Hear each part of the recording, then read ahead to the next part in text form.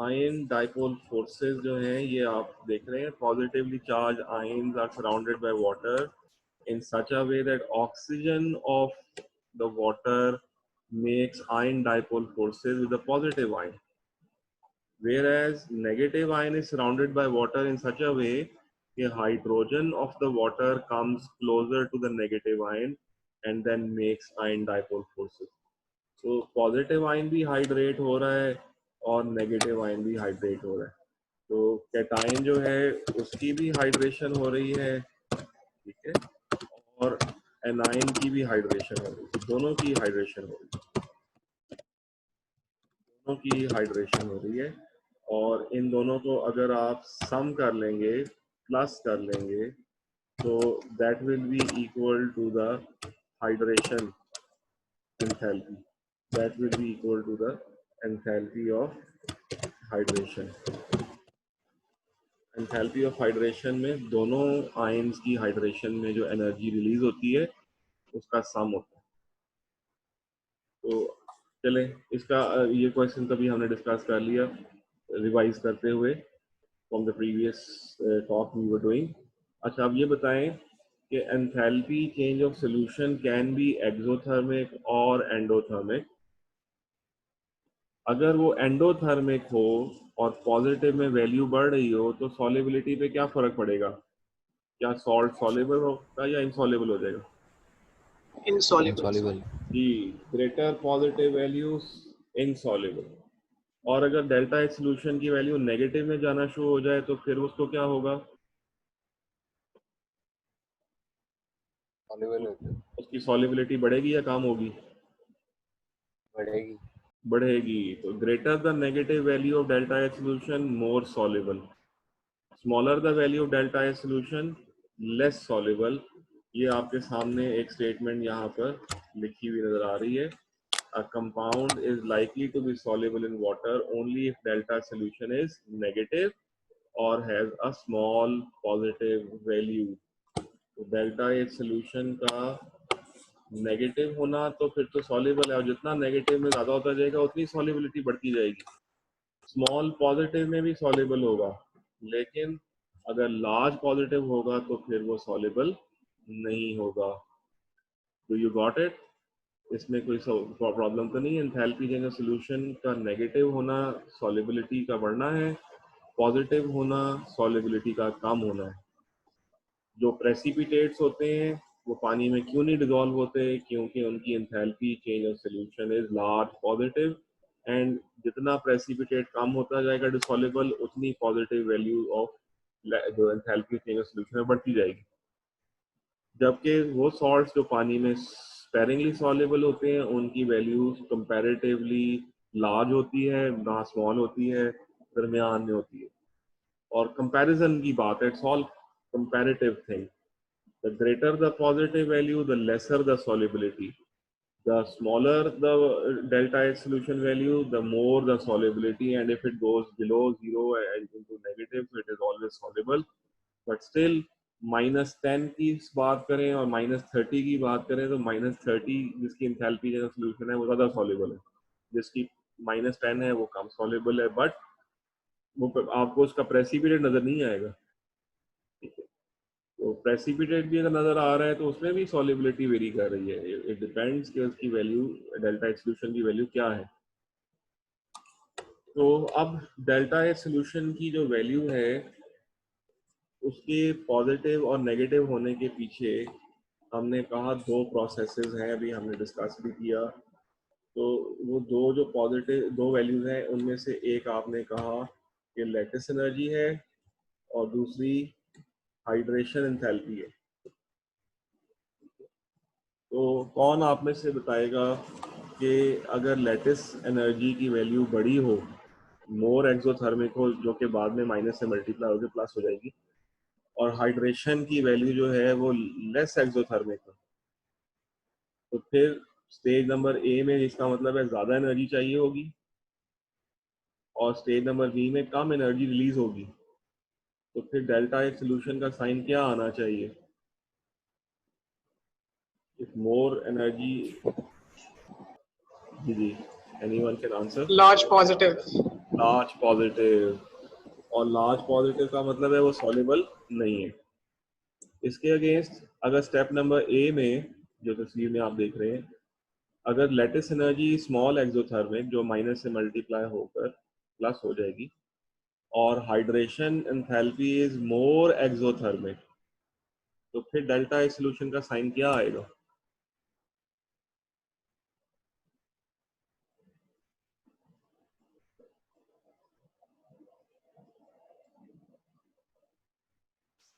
जी बेटा, step number A की value जो है, कोई भी बताए, बेशक जो बता रहे हैं, आसमान आप बता दें, तलहा बता दें, लाइबा आप बता दें, मुनाहिल नहीं बोल को जवाब दे रही। अगर स्टेप नंबर ए की अंदर lattice energy is less exothermic, जो कि माइनस से मल्टीप्लाई होकर प्लस हो जाएगी, और hydration enthalpy is more exothermic, what is the sign expected of delta H solution? Negative sign. Negative. बिल्कुल ठीक है, नेगेटिव। तो नेगेटिव होगी तो फिर वो सॉल्युबल होगा। अब आपके सामने एक कहानी खुल गई कि जो सॉल्युबल होते हैं उनकी हाइड्रेशन मोर एक्सोथर्मिक होती है और लेटिस एनर्जी कम एक्सोथर्मिक होती है। सिंपल सा रूल मैं यहाँ फिर से आपके लिए टाइप कर रहा हूँ कि ये जो स्टेटमेंट उन्होंने लिखी हुई थी ये वाली, इसके पीछे कहानी क्या है कि जी वो नेगेटिव या स्मॉल पॉजिटिव क्यों आता है? क्योंकि आपकी लेटिस एनर्जी जो है वो लेसर एक्सो होगी। लेसर एक्सो है, याद रखें, ये एक्सो से मल्टीप्लाई होता है ना माइनस साइन, तो ये एंडो हो जाती है जब डेल्टा सॉल्यूशन कैलकुलेट करते हैं। जबकि जो हाइड्रेशन एंथैल्पी है, हाइड्रेशन इज मोर एक्सो, ठीक है, तो फिर ये जो है नेगेटिव साइन आएगा और ये सॉल्युबल होगा। इसका मतलब है कि ये सॉल्युबल सॉल्ट की आप बात कर रहे हैं।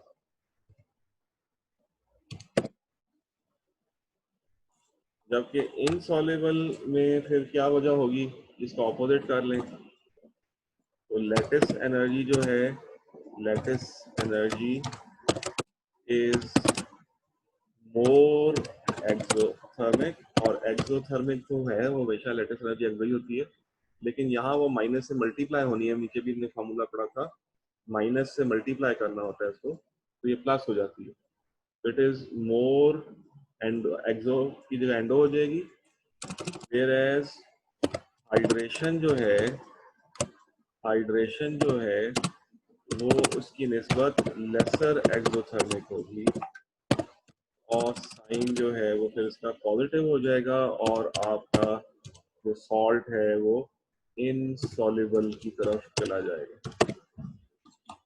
ये सिंपल से दो रूल याद रखने हैं आपको। Soluble if delta lattice energy is less exothermic and hydration is more exothermic, whereas insoluble के लिए क्या होगा, lattice energy is more exothermic and hydration is less exothermic. Any question about this?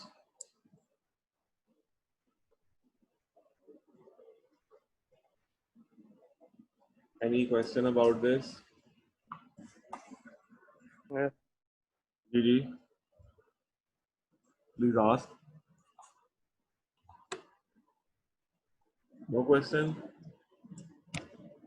चले, अब हमने ना इसकी कैलकुलेशंस बनानी है और इसका हेस साइकिल वगैरह की तरफ जाना है, तो जरा आप हम वो देखते हैं। तो अभी हमने जो है एंथैल्पी चेंज ऑफ हाइड्रेशन की डेफिनेशन भी आपको आनी चाहिए। लेटिस एनर्जी तो पता ही है, it is energy release when 1 mole of solid is formed, ionic solid is formed from its gaseous ions. Enthalpy of solution की डेफिनेशन आपने भी पिछली जो है थोड़ा सा सेक्शन में बात की थी, उसमें हमने पढ़ा था, it is the energy absorbed और release when 1 mole of ionic solid dissolves in sufficient amount of water to form aqueous ions. तो हाइड्रेशन के अंदर अभी हमने क्या बात की थी कि जो गैसियस आयंस हैं जो जो डिसोसिएट होकर अलग होते हैं, पानी के मॉलिक्यूल उनके साथ आयन डाइपोल फोर्सेस बनाते हैं और उसमें कुछ एनर्जी रिलीज होती है। तो enthalpy change of hydration is enthalpy change, it is always exothermic. Energy release का वर्ड भी लिख सकते हैं। when 1 mole of a specified gaseous ions dissolved in sufficient amount of water to form dilute solution। तो यहाँ हमने वो wording में उस तरह नहीं लिखा कि आयन डाइपोल फोर्सेस बनती हैं, yes, behind this ion dipole forces are formed, and when 1 mole of ions 1 mole of gaseous ions is dissolved in sufficient large amount of water, तो फिर ये जो एंथैल्पी चेंज होती है इसे हाइड्रेशन कहते हैं और ये हमेशा एक्सोथर्मिक होती है. This is always exothermic. Enthalpy of hydration is always exothermic. जैसे कि लैटिस एनर्जी भी ऑलवेज एक्सोथर्मिक होती है. तो ये भी एक्सोथर्मिक है, लैटिस एनर्जी भी एक्सोथर्मिक है. तो फिर फार्मूले को हमने ऐसे बनाना है और हेड साइकिल भी ऐसे ही बनेगा कि लैटिस एनर्जी का साइन माइनस से मल्टीप्लाई होकर प्लस हो जाएगा. तो अभी इसको भी देख लेते हैं थोड़ा सा. नीचे आपको जो है वो इक्वेशन दिखाई दे रही होगी. Calcium ions aqueous, calcium ions aqueous जो है वो बनाने के लिए आपको कौन से आयंस चाहिए, तो हाइड्रेशन की एनर्जी चेंज होगी. Calcium gaseous ions plus AQ, AQ means sufficient large amount of water. Arrow के बाद कैल्शियम एक्वस आयंस बन रहे हैं और उसकी डेल्टा H इज -1650. ऐसे ही क्लोराइड आयन गैसियस है, उनको पानी में डिजोल्व किया बहुत सारे पानी में, तो क्लोराइड एक्वस आयंस बने, हाइड्रेशन इज -364. तो enthalpy change of hydration is always exothermic. हाँ, इसमें भी डिपेंड करता है कि ये हाइड्रेशन किन फैक्टर्स पे डिपेंड करेगी. तो हाइड्रेशन देख रहे हैं कि एक आयन की ज़्यादा है और एक आयन की कम है, तो इसमें वही फैक्टर्स रोल प्ले करते हैं, same factors as lattice energy. Same factors यानी कि अगर same factors as in LE, तो LE के कौन से फैक्टर जैसे उसके फैक्टर थे, एक था Q1 इंटू Q2 यानी कि product of the charges and inversely proportional to the radius of the ions. इसीलिए आप देख रहे होंगे कि कैल्शियम +2 है और क्लोराइड -1 है. तो कैल्शियम का चार्ज ज़्यादा है इसलिए उसकी हाइड्रेशन एंथैल्पी ज़्यादा है, एक्सोथर्मिक है, जबकि क्लोराइड आयन पे चार्ज -1 है इसलिए उसकी कम एक्सोथर्मिक है. बहरहाल हैं सारी एक्सोथर्मिक, तो लेकिन कम ज़्यादा हो सकती है depending on the charge on the ion and the size of the ion. तो ये हाइड्रेशन एंथैल्पी हमेशा एक्सोथर्मिक है. चार्ज और साइज पे डिपेंड करते हुए ये लेस और मोर एक्सोथर्मिक हो जाती है. अब in order to find the enthalpy change of solution आपको हेस लॉ का सहारा लेना पड़ेगा या आपको बॉर्न-हेबर साइकिल बनाना पड़ेगा. तो उसमें ये साइकिल आपके सामने नजर आ रहा है. There is a possibility of 2 routes. One is direct route and the other is indirect route. Direct route जो है वो आपका गैसियस आयन से उसको पानी में डिजोल्व करके एक्वस आयन बनाना है और इसमें हाइड्रेशन होगी पॉजिटिव आयन की भी और नेगेटिव आयन का भी साथ. तो इसका साइन तो नेगेटिव रहेगा. जबकि दूसरा रूट ये है जो कि आप अंदर देख रहे हैं रेड लाइन से, इनडायरेक्ट रूट ये है कि गैसियस आयंस को पहले आप लैटिस एनर्जी करें तो उसका साइन भी नेगेटिव होगा. लैटिस एनर्जी का साइन नेगेटिव होता है. उससे बन जाएगा आयनिक सॉलिड. उसको आप पानी में डिजोल्व करें तो एंथैल्पी चेंज ऑफ सॉल्यूशन होगी और आपके पास इसकी वैल्यू नहीं होगी. ये कैलकुलेट करनी है आपने. तो हेस लॉ के मुताबिक आपको होता है कि the enthalpy change for direct route is equal to the sum of enthalpy change of indirect route. इसलिए डेल्टा H5 हाइड्रेशन जिसका साइन माइनस है, एंथैल्पी चेंज ऑफ सॉल्यूशन का साइन भी नहीं पता, वैल्यू भी नहीं पता, ये क्वेश्चन मार्क है. ठीक है, जबकि लैटिस एनर्जी का साइन भी नेगेटिव है. अब अगर आपने डेल्टा ए सॉल्यूशन को सब्जेक्ट बनाना है तो आपकी इक्वेशन क्या चेंज हुई थी, अभी मैंने पहले भी लिख के दिखाया था. एच सॉल्यूशन जो है it is equal to H hydration. ठीक है, एच हाइड्रेशन वो तो पहले से इक्वल के उधर था और अब उसके बाद लेटिस एनर्जी की साइन यहाँ पर चूंकि प्लस था, ये दोनों प्लस हो रहे थे, ये भी प्लस हो रहा था उसके साथ, ये इधर जाके क्या साइन हो जाएगा, नेगेटिव, इसलिए यहाँ पर माइनस माइनस लेटिस एनर्जी हो जाएगा,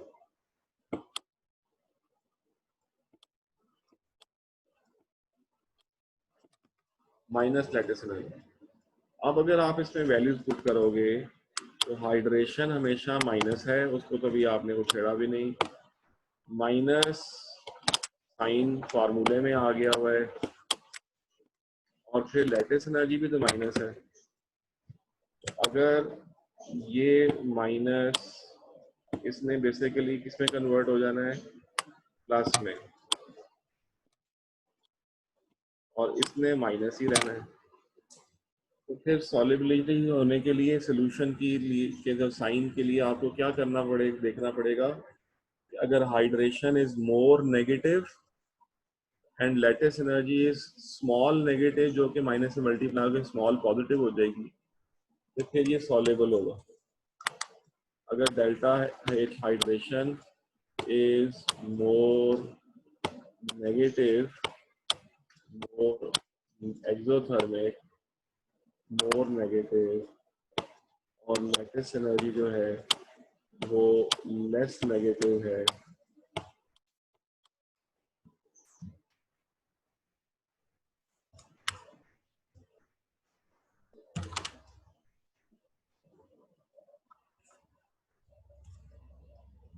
there is some unexpected error with the Zoom meeting।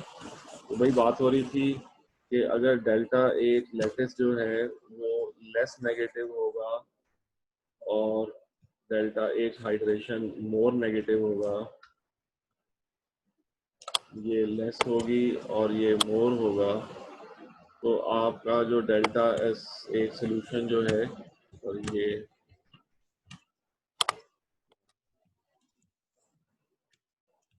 Delta H hydration जो है वो मोर एक्सोथर्मिक होगी, तो फिर आपकी डेल्टा ए सोल्यूशन का जो साइन है वो नेगेटिव आएगा और ये सॉल्युबल होगा। जबकि अगर लेटिस एनर्जी का साइन मोर होगा, अगर डेल्टा एच लेटिस जो है वो मोर नेगेटिव होगी और हाइड्रेशन एंथैल्पी लेस होगी, तो फिर डेल्टा ए सोल्यूशन का साइन पॉजिटिव होगा। तो कोई क्वेश्चन इस बारे में? If delta H lattice is more exothermic, delta H hydration is less exothermic, enthalpy change of solution का sign positive, and it means it is insoluble. If delta H lattice or lattice energy is less exothermic, hydration is more exothermic, तो lattice energy और hydration के जब आप sum up करेंगे तो solution का sign negative आएगा और वो soluble होगा। ये कहानी है पीछे एक चीज के डिजोल्व होने की। आप पानी में चीजों को डिजोल्व और या प्रेसिपिटेट होता देखते हैं, तो बेसिकली उसके पीछे उसकी energetics, energy change, enthalpy changes उसके पीछे अपना रोल प्ले कर रही होती हैं, ठीक है। और उन एंथैल्पी चेंजेस के पीछे उनकी जारी बात है, जो बॉन्ड्स हैं, आयनिक बॉन्ड और आयन डाइपोल फोर्सेस, वो अपना रोल प्ले कर रही होती है। तो अगर ज्यादा स्ट्रॉन्ग बॉन्ड होंगे, आयनिक बॉन्ड ज्यादा स्ट्रॉन्ग होंगे, तो लेटिस एनर्जी ज्यादा एक्सोथर्मिक होगी बनिस्बत ये कि उसके जो हाइड्रेशन में जो नए बॉन्ड बन रहे हैं उसमें कम एक्सोथर्मिक होगा। तो फिर जारी बात है उस लेटिस को तोड़ना मुश्किल हो जाएगा, और उस लेटिस को तोड़ना मुश्किल होगा तो वो सॉलिड की फॉर्म में ही रहेगा और प्रेसिपिटेट कर जाएगा।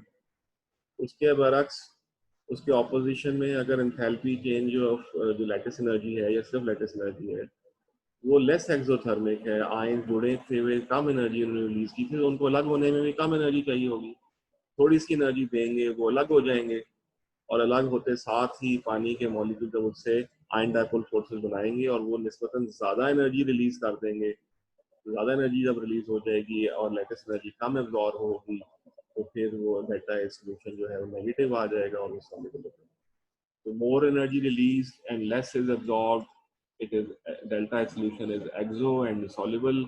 If less energy is released in hydration and more energy is absorbed to dissociate lattice energy, then the delta H solution will be positive and it will not be soluble, it will be insoluble. तो ये हमने जो है वो cycles को भी देखा. अब हम जो है वो थोड़ा सा इसको बॉर्न हेबर साइकिल की तरह से डील करने की कोशिश करते हैं और एग्जांपल्स भी साथ साथ करते हैं. तो अभी तो ये सिंपल सा देखें आपके सामने ब्लू रंग में वर्क एग्जांपल है. Determine the enthalpy in solution of sodium chloride using the following data. Lattice energy भी दी हुई है, उसकी हाइड्रेशन ऑफ सोडियम आयन भी दी हुई है और क्लोराइड आयन भी दी हुई है. इन दोनों को प्लस करना है, यानी कि -406 प्लस -506 करेंगे तो ये जो है ये दोनों ऐड हो जाएंगी और ये 912 माइनस में आ जाएगा. तो अब आपके सामने है कि 912 is the hydration and lattice energy is the value is -902. तो lattice energy इस वैल्यू को देख के नजर आ रहा है कि लेस एक्सोथर्मिक है lattice energy और हाइड्रेशन जो है वो मोर एक्सोथर्मिक है. तो जब आप इसको फार्मूलाज में पुट इन करेंगे delta H lattice plus delta H solution delta H hydration, जब सीधा सीधा फार्मूला याद करें delta H solution is equal to hydration minus lattice energy. तो delta H solution is equal to delta H hydration minus lattice energy. उसमें जब आप values put करेंगे ये आपके सामने ग्राफ भी बना हुआ है. ये ग्राफ भी पेपर में बनाने को आता है, इस तरह से भी आता है और बॉर्न हेबर साइकिल की तरह भी आता है वो बनाने का. तो आपके सामने जो ये नीचे देखें इसका बॉर्न हेबर साइकिल भी आ गया. सोडियम क्लोराइड सॉलिड से आपने सॉल्यूशन बनाई, ये आपका डायरेक्ट रूट है. उसके बाद आपने सॉलिड को पहले डिसोसिएट किया, बॉर्न हेबर साइकिल की बात कर रहा हूँ उसमें. तो पहले आपने उसके आयंस को डाइव किया, लैटिस एनर्जी एब्जॉर्ब हुई, फिर आपने उसके दोनों आयंस को जो है वो हाइड्रेट किया तो एक्वस आयंस भी पहुंच गए. तो सोल्यूशन से आप डायरेक्ट पहुंच जाते हैं, जबकि लैटिस एनर्जी और हाइड्रेशन से आप सर मेरा ख्याल है आपका कोई इंटरनेट का मसला है तो जी आपकी जी आवाज बहुत लैग हो रही है, कुछ समझ नहीं आ रही. ओके. आपको कहाँ से जो है वो क्लियर नहीं हुआ? I can repeat it.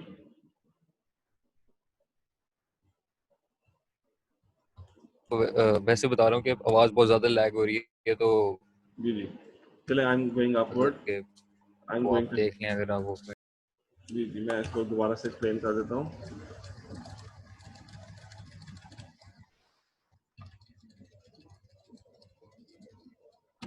ये हम जो है ये एग्जांपल कर रहे थे सोडियम फ्लोराइड की and we are trying to calculate the enthalpy change of solution using Hess's law. तो इसकी लैटिस एनर्जी की वैल्यू जो है लिथियम फ्लोराइड की -902 है, जबकि हाइड्रेशन की जो वैल्यूज हैं वो -406 है सोडियम आयन की और -506 है फ्लोराइड आयन की. So lattice energy is the sum of the total two ions, cation और एनायन का सम करना होता है तो लैटिस एनर्जी निकलती है. तो ये -912 बन जाएगी. अब नजर आ रहा है कि ये -912 enthalpy change of hydration is more exothermic whereas lattice energy is -902 is small exothermic. so delta H solution का साइन जो है वो माइनस में आना चाहिए और इसको सॉल्युबल होना चाहिए. तो आपके सामने ये ग्राफ जो है ये ड्रॉ हुआ है. आपके पास एक रूट ये है कि आप जो है वो पहले गैसियस आयंस को डायरेक्टली कन्वर्ट कर लें टू एक्वस आयंस. एक रूट ये है. दूसरा रूट ये है कि आप गैसियस आयंस को सॉलिड में कन्वर्ट करें, वहाँ लैटिस एनर्जी आ जाएगी.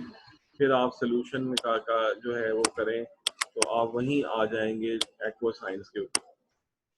तो एक्वस आयंस में आने का एक रूट ये है कि हाइड्रेट करें गैसियस आयंस को. दूसरा रूट ये है कि आप गैसियस आयंस को पहले सॉलिड में कन्वर्ट करें और सॉलिड की सोल्यूशन करें. जब आप इसमें जो है वो वैल्यूज डालेंगे और फार्मूले से उसका आंसर निकालने की कोशिश करेंगे और वो आंसर नेगेटिव में आना चाहिए. अभी हम नीचे इसकी कैलकुलेशन कर रहे हैं। Delta H solution delta H hydration minus delta H latest energy, तो -912 minus -902 is +902, so answer is -10 kilo joule per mole. इस वैल्यू को देख के अगर वो पूछे कि बताओ ये सॉल्युबल है या नहीं है एट रूम टेम्परेचर, तो आप कहेंगे जी बिल्कुल सॉल्युबल है। क्यों सॉल्युबल है? क्योंकि इसका साइन नेगेटिव है, इसका साइन नेगेटिव, और डेल्टा एच सोल्यूशन का साइन अगर नेगेटिव हो तो वो पानी में सॉल्युबल होता है। अब इसी का बॉर्न हेबर्ट साइकिल भी आपको बनाना आना चाहिए। तो बॉर्न हेबर्ट साइकिल में आपको पता है वाई एक्सिस के ऊपर एनर्जी होती है, वाई एक्सिस के ऊपर एनर्जी होती है। तो जो प्रोसेस एक्सोथर्मिक होगा उसके लिए एरो नीचे को जाएगा, जो प्रोसेस एंडोथर्मिक होगा उसके लिए हम ऊपर को जाएंगे। तो सोडियम फ्लोराइड हमने यहाँ लिखा है, और इसका नीचे की तरफ एरो क्यों लगाया है? क्योंकि अभी हमने इसकी वैल्यू कैलकुलेट की है, ऊपर वो -10 है, उसके लिए ये एरो नीचे को चला गया, और जहाँ सोडियम फ्लोराइड एक्वस आयन बन गए। अभी सोडियम आयन गैसियस और फ्लोराइड आयन गैसियस, इनको अगर आप जोड़ते हैं तो लेटेस्ट एनर्जी निकलती है -902 की, जबकि इन गैसियस आयंस को अगर आप प्लस एक्वस करके बहुत सारे पानी में डाल के इसको आप डिसॉल्व कर लेते हैं,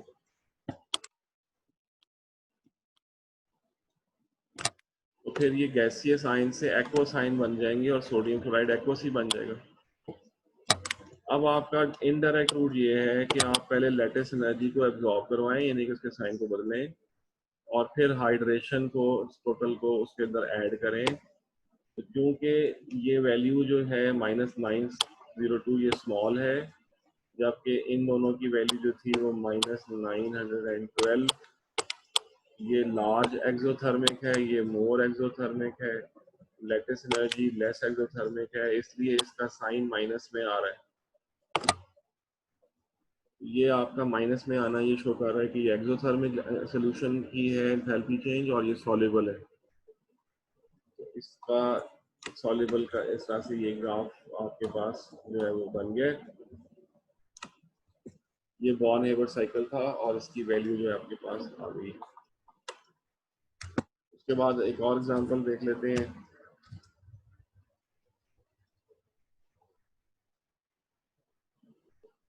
तो ये लिथियम क्लोराइड की है जी, determine the enthalpy change of hydration of lithium. अच्छा, अब इसमें हाइड्रेशन ऑफ क्लोराइड आयन जो है वो निकालनी है। आपके पास लेटेस्ट एनर्जी भी दी हुई है, सोल्यूशन भी दी हुई है, और लिथियम आयंस की जो है वो हाइड्रेशन भी दी हुई है, सिर्फ सब्जेक्ट चेंज हो जाएगा। तो आपके पास जो उसकी वैल्यू है सोल्यूशन की, चूंकि वो भी नेगेटिव है, सोल्यूशन की वैल्यू नेगेटिव है, इसलिए ये देखें ये डाउनवर्ड एरो ड्रॉ हुआ हुआ है। जबकि गैसियस आयंस से सॉलिड बनाना हो तो लेटेस्ट एनर्जी भी नेगेटिव होती है, जबकि गैसियस आयंस को जब आप पानी में डिसॉल्व करके तो उसके एक्वस आयंस बनाते हैं, तो उसमें हाइड्रेशन ऑफ लिथियम आयन तो दी हुई है, लेकिन हाइड्रेशन ऑफ क्लोराइड आयन नहीं दी हुई। तो देखें सिंपल मैथमेटिक्स करनी है कि आपने ये delta H solution direct route है और ये आपका इनडायरेक्ट रूट है, सिर्फ वैल्यूज पुट करके सब्जेक्ट डिफरेंट करना है। तो ये आपके सामने एग्जांपल को सॉल्व भी करके दिखाते हैं।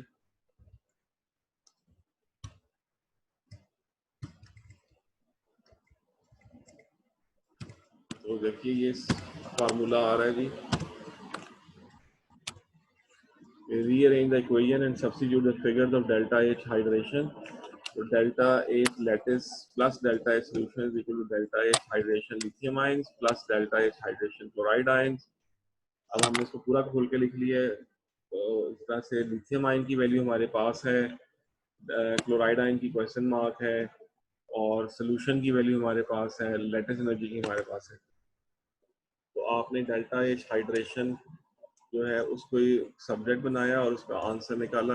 माइंडेड के इसका आंसर माइनस में ही आना चाहिए, अगर प्लस में आ रहा है तो आप कहीं गलती कर रहे हैं किसी जगह पे। ये देखें ये माइनस आ रहा है, -364। तो ये माइनस में आना चाहिए। तो लेटिस भी माइनस थी, प्लस सोल्यूशन जो है उसका साइन जो है वो भी माइनस था, और माइनस माइनस 519 तो प्लस हो जाएगा, तो आंसर जो है आपका माइनस में निकलेगा। ये है साइकिल से बॉर्न हेबर साइकिल बनाने का तरीका था। अब वो कह रहा है नीचे क्वेश्चन में